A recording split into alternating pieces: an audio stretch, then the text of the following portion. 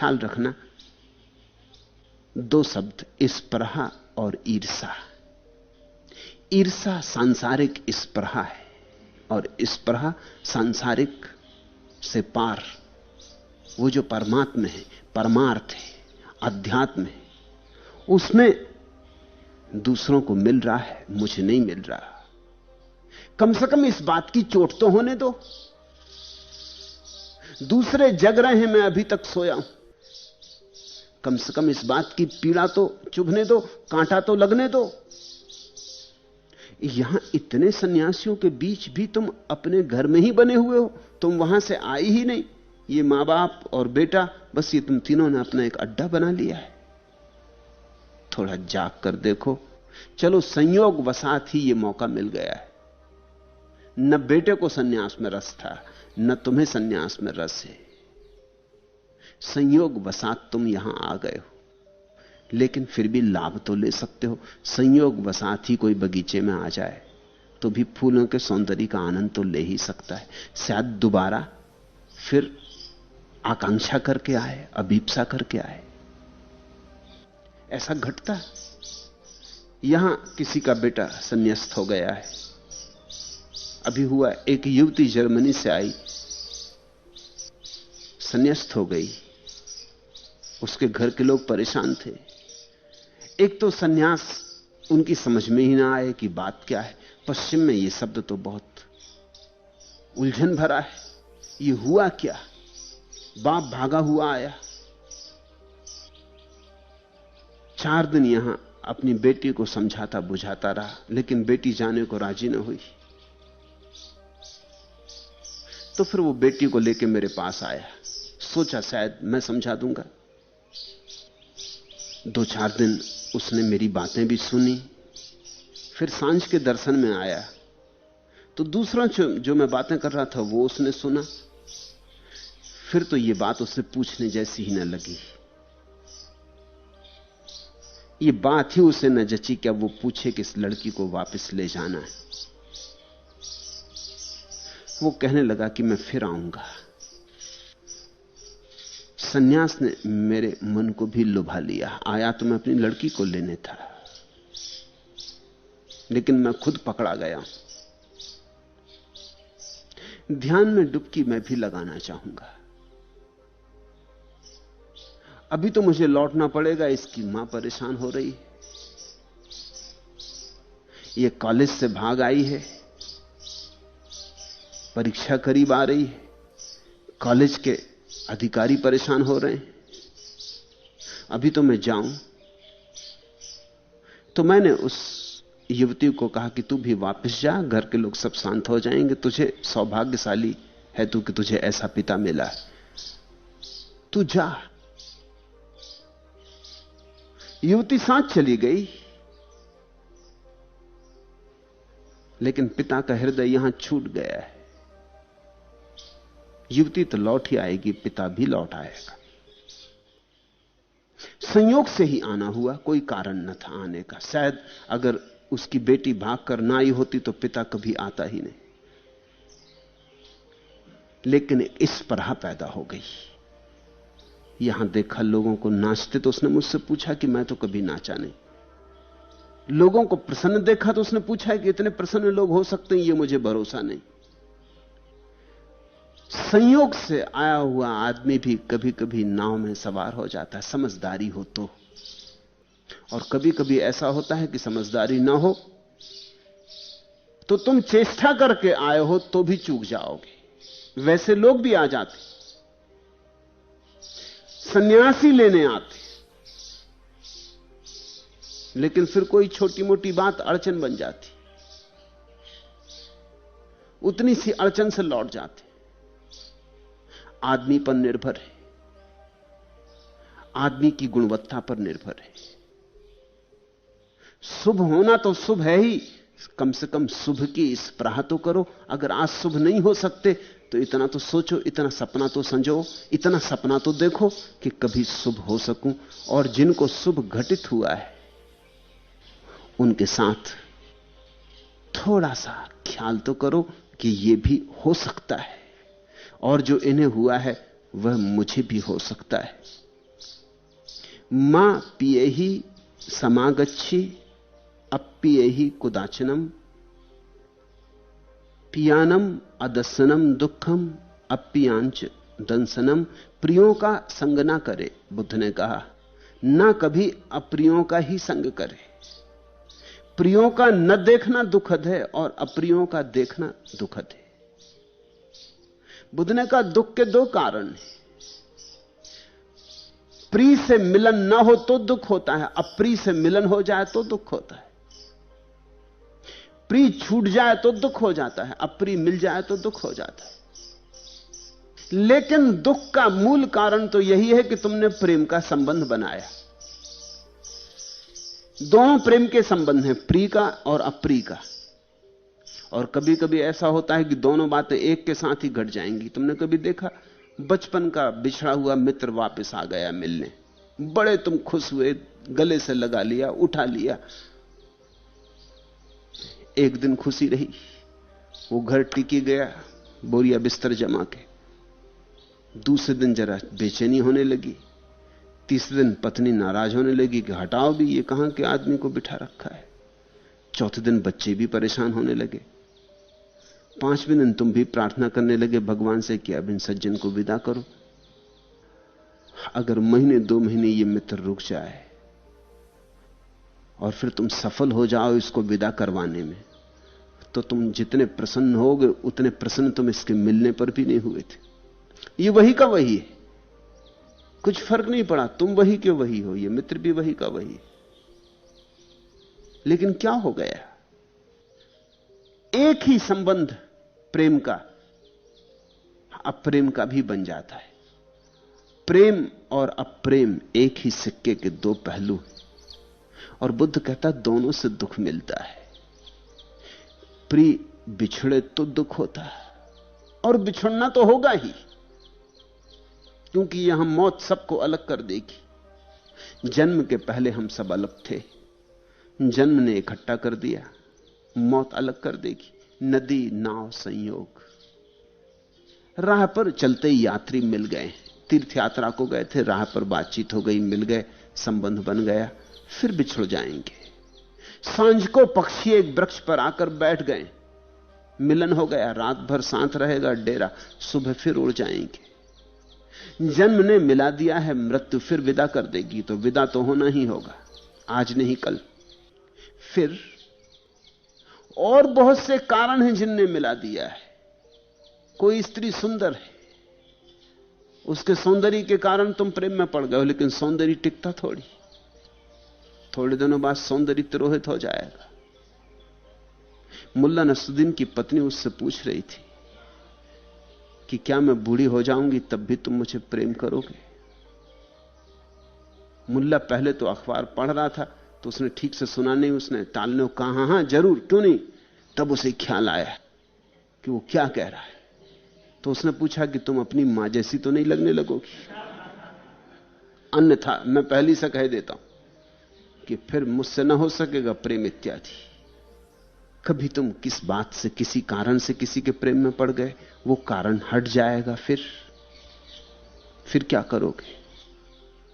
और कारण ना भी हटे तो भी जो चीज तुम्हें प्रीतिकर मालूम पड़ती है, जब दूर होती है, पास आने पर, मिल जाने पर उतनी प्रीतिकर मालूम होगी। अपनी पत्नी किसी को सुंदर मालूम होती, अपना पति किसी को सुंदर मालूम होता है। सौंदर्य दूर से मालूम होता है, सौंदर्य जो उपलब्ध नहीं है उसमें मालूम होता है।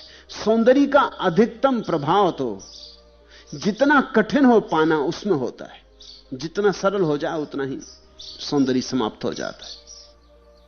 अगर कोई स्त्री बहुत दुर्लभ हो कि मिल ही ना सके, तो उसका सौंदर्य सदा बना रहेगा। मिल गई कि सौंदर्य समाप्त हो गया, करोगे क्या? कितनी ही सुंदर नाक हो, कितनी ही सुंदर आंख हो, करोगे क्या? 2-4 दिन में सब भूल जाओगे। जो चीज कारण पर निर्भर है वो टूटेगी। तो यहां प्रिय का मिलन भी होगा, प्रिय का बिछुड़ना भी होगा, यहां प्रेम की घटना भी घटेगी, और फिर प्रेम खट्टा होकर अप्रेम भी बनेगा। इसलिए प्रेम सब तरह से दुख देता है।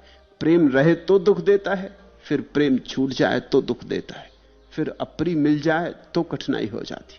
तो बुद्ध कहते हैं मां पिए ही समागंछी अप्रिय ही कुदाचनम, प्रियों का संग ना करे, ना कभी अप्रियों का संग करे। इसका क्या अर्थ हुआ? क्या किसी का संग ही ना करोगे? प्रियों का देखना दुखद, अप्रियों का देखना दुखद, तो क्या फिर किसी के साथ ही कभी खड़े ना होगे?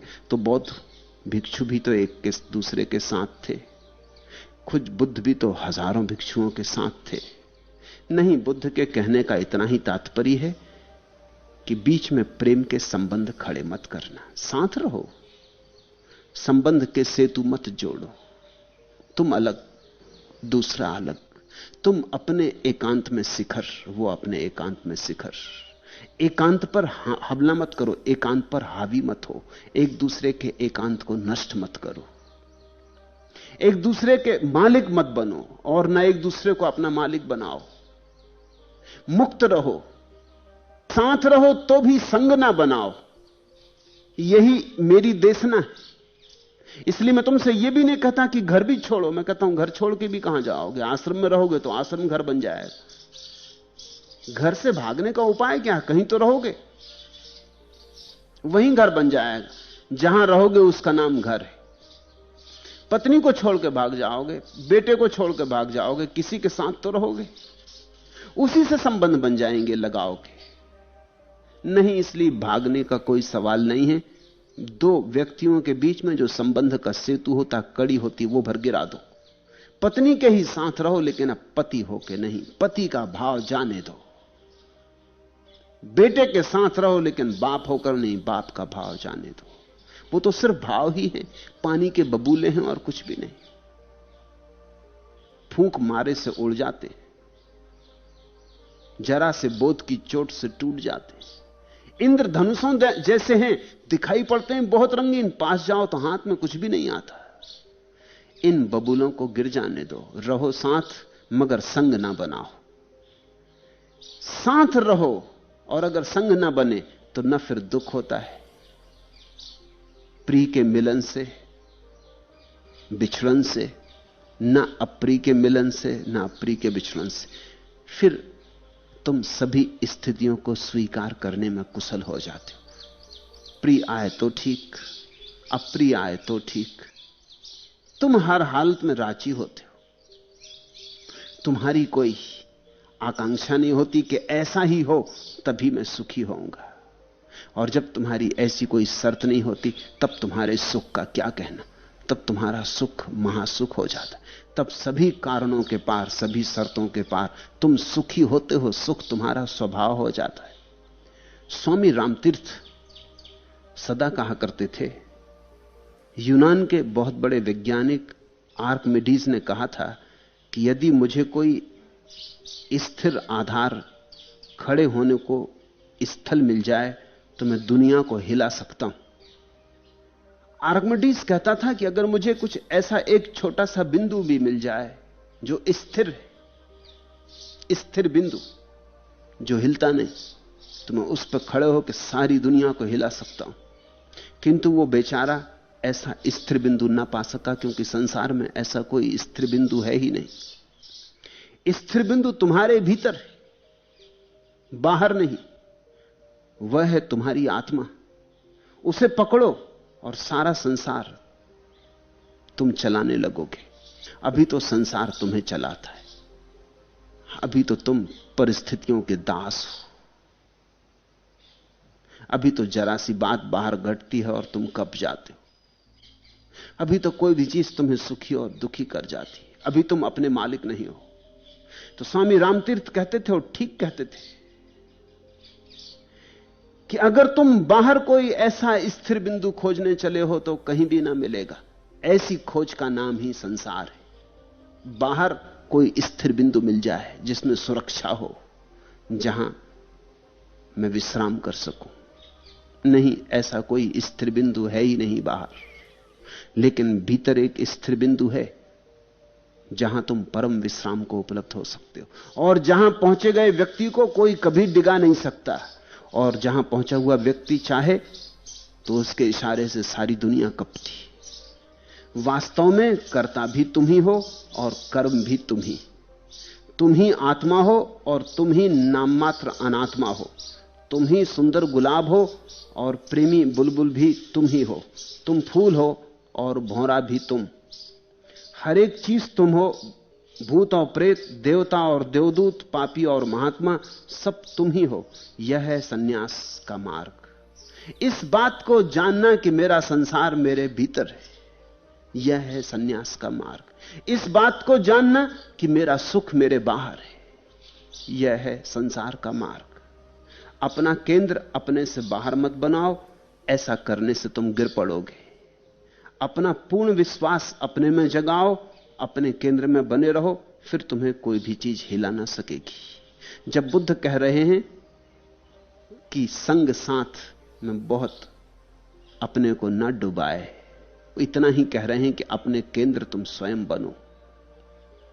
तीसरा सूत्र, तस्मा पियम न कथिराय, पिया पायो ही पाप को, गंथा तेसम न विजंती, एसम नत्थि पिया पियम। इसलिए किसी को अपना प्रिय ना बनावे। प्रिय से वियोग दुखद होता है, और जिनके प्रिय और अप्रिय नहीं होते वे निर्ग्रंथ होते। ये निर्ग्रंथ की परिभाषा समझो। जैन महावीर को निर्ग्रंथ कहते। निर्ग्रंथ बड़ा अनूठा शब्द है। ऐसे तो सीधा साफ सुथरा है। निर्ग्रंथ का अर्थ होता है जिसकी कोई ग्रंथि नहीं, जिसकी कोई गांठ नहीं। हम कहते हैं ना, दो आदमियों का विवाह हो गया, कहते हैं गांठ बंध गई, ग्रंथि पड़ गई। 7 चक्कर लगा के 7 गांठें डाल देते, खोलने ही मुश्किल कर देते।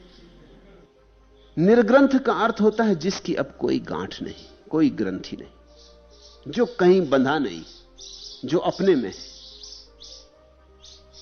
जिसका होना अपने में है, जिसका होना बाहर नहीं। तुमने बच्चों की कहानियां पढ़ी होंगी। बच्चों की कहानियों में आता है कि कोई राजा था, उसके प्राण एक तोते में बंद थे। तो राजा को मारो तो नहीं मरता था जब तक कि तुम तोते की गर्दन न मरोड़ो। तोते की गर्दन मरोड़, राजा फौरन मर जाता। ये कहानी एकदम कहानियां नहीं, ये बड़ी महत्वपूर्ण है। ऐसी हमारी हालत। किसी के प्राण तिजोड़ी में बंद। तोते इत्यादि तो पुराने पड़ गए, तिजोड़ी। किसी के प्राण कुर्सी में बंद है। तोते मोतों का कौन भरोसा करे, उड़ जाएं, कुछ झंझट हो जाए। कुर्सी, उस पे बैठे तो कोई ले जा भी नहीं सकता कुर्सी, और जोर से उसको पकड़े, मगर कुर्सी तोड़ दो कि प्राण निकल जाते। ऐसा लगता है किसी के भी प्राण अपने भीतर नहीं। जिसके प्राण अपने भीतर हैं वो निर्ग्रंथ,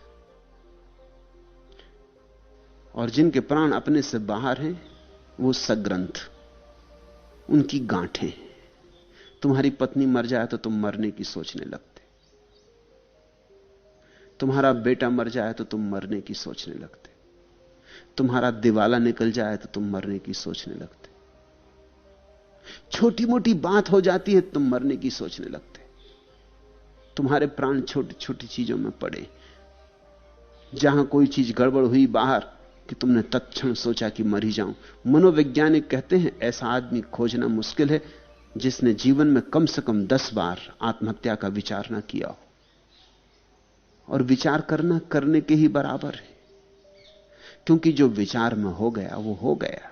तुमने बाहर किया या नहीं ये बहुत महत्वपूर्ण नहीं। अदालत तुम्हें नहीं पकड़ सकती, लेकिन परमात्मा की अगर कोई अदालत है तो वहां तो तुम पकड़े गए। पुलिस तुम्हें नहीं पकड़ सकता। तुम अगर बैठे अपने मन में आत्महत्या का विचार कर रहे, तुम्हें कोई नहीं पकड़ सकता जब तक कि तुम करने का उपाय ना करो। लेकिन विचार करने में तुम परमात्मा के सामने तो दोषी हो ही गए, तुम अपने सामने तो दोषी हो ही गए। तुमने अपने जीवन की बड़ी सस्ती कीमत आंकी। दिवाला निकल गया, दुकान खराब हो गई, तुम मरने की सोचने लगे। तो तुम्हारे जीवन का इतना ही मूल्य था जितना तुम्हारे दुकान का मूल्य था। तो तुमने जीवन की बड़ी कम कीमत आंकी। तो तुम दुकान के लिए जीते थे, तो दुकान तुम्हारे लिए नहीं थी, तुम दुकान के लिए थे। ये तो परमात्मा का जो ये विराट दान है, इसका तुमने बहुत अपमान किया। इसको कहते हैं ग्रंथि। निर्ग्रंथ का अर्थ होता है जिसकी कहीं कोई गांठ नहीं। तुमने देखा महावीर नग्न हो गए। निर्ग्रंथ का एक अर्थ नग्न होना भी होता है, क्योंकि जिसकी कोई गांठ ही नहीं उसके पास छिपाने को कुछ नहीं, यह उसका मतलब होता है। गांठ ही हम छिपाते, किसी को पता ना चल जाए गांठ कहां है, नहीं तो लोग गांठ पर चोट करने लगेंगे। एक छोटे बच्चे को अस्पताल में लाया गया, उसके हाथ में चोट लग गई थी। उसके हाथ पर पट्टी बांधने के पहले डॉक्टर जब उसके हाथ को ठीक करके पट्टी बांधने लगा तो उसने कहा रुकिए, दूसरे हाथ पे पट्टी बांधी। डॉक्टर ने कहा तू पागल हुआ, ये पट्टी तो इसलिए बांध रहे हैं कि स्कूल में कोई बच्चा वगैरह तुझे कोई दुखा ना दे।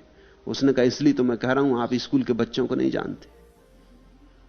आप इस हाथ में बांधिए जिसमें चोट नहीं है, क्योंकि जिस हाथ में पट्टी वो दुखाएंगे ही।